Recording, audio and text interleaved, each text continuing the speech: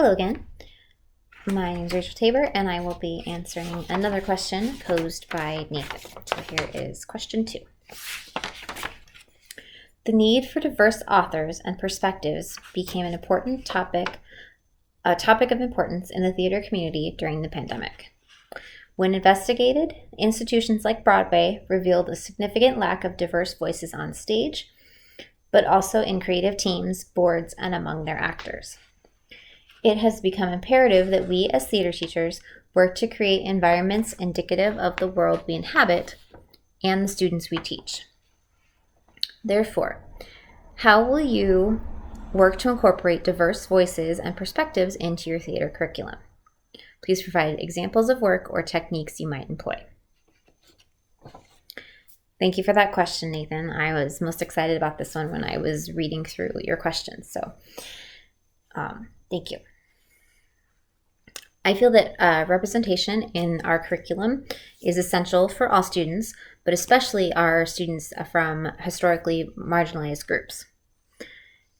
And their representation can also help create a safe space for those students, because I mentioned safe spaces in my other question.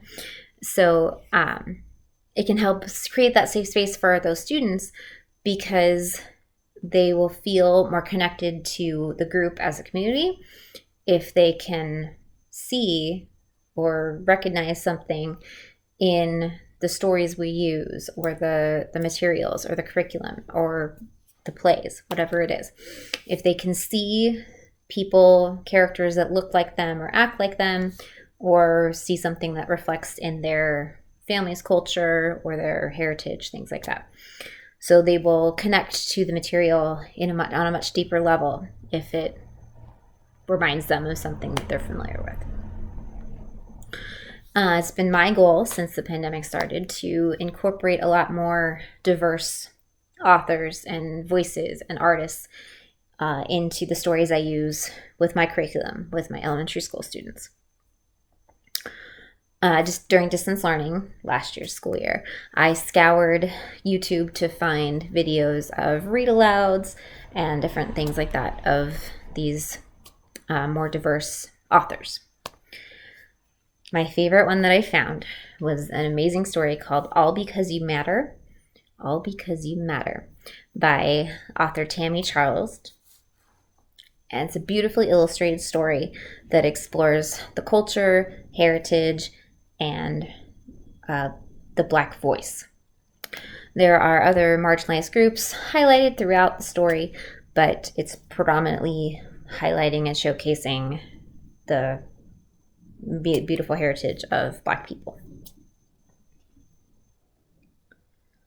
Now that I'm teaching in person again this school year, I still strive to find more materials that showcase BIPOC individuals. So that's Black, Indigenous, people of color, Black, Indigenous, and people of color, and other historically marginalized groups, whether it's artists or authors or playwrights, all kinds of different things. I'm still always on a hunt and always searching for more voices to showcase, to provide that representation for my students and for the general learning of all the students, even students in those not marginalized groups.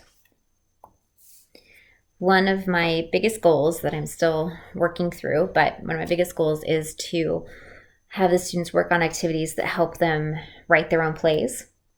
I teach elementary school, so the highest I have is 6th grade, so they are 12.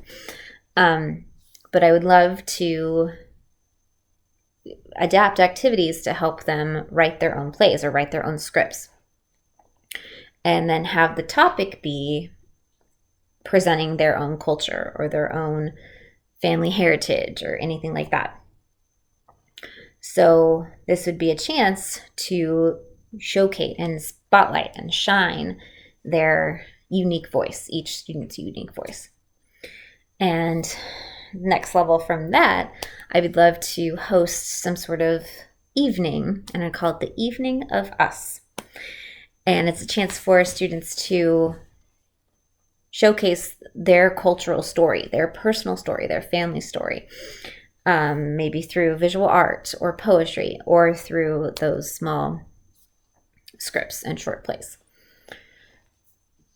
So that would be a great way to showcase who we all are as a school, as a community, as a culture together, but with individual beautiful cultures to show off. Thank you very much.